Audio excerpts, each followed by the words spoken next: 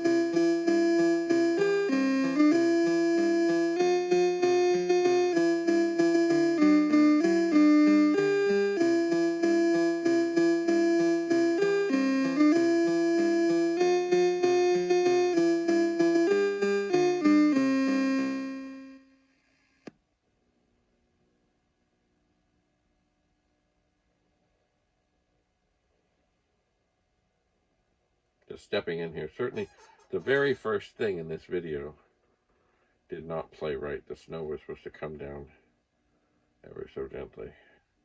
I don't remember this. But anyway, maybe it's been modified.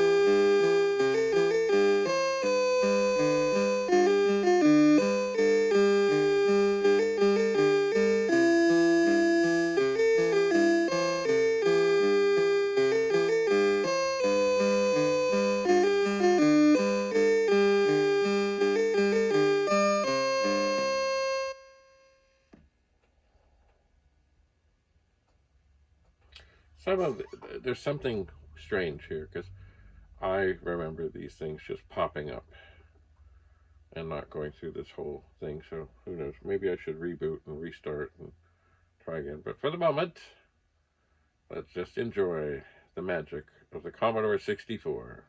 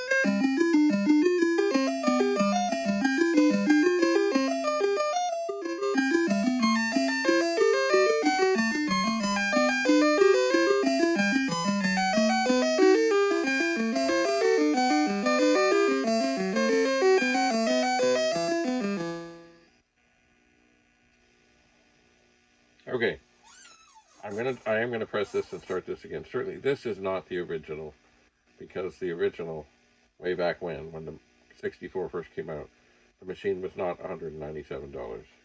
I know eventually it got there after a number of years. So this has been modified by somebody. Anyway, I just want to see if the snow works properly on this try through. Certainly the sound of the wind is working properly, but this should have had a snowstorm going on. I see one little dot, and then weird things happen. Yeah, see, that is not how the original one was supposed to be at all.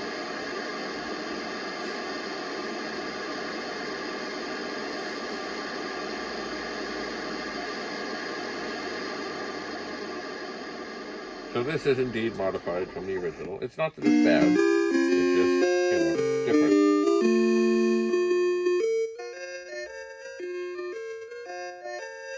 Anyway, as we have seen this already, I think maybe that's enough for today, and I will continue to explore these discs. So thank you for coming. And in a moment, I will stop the recording.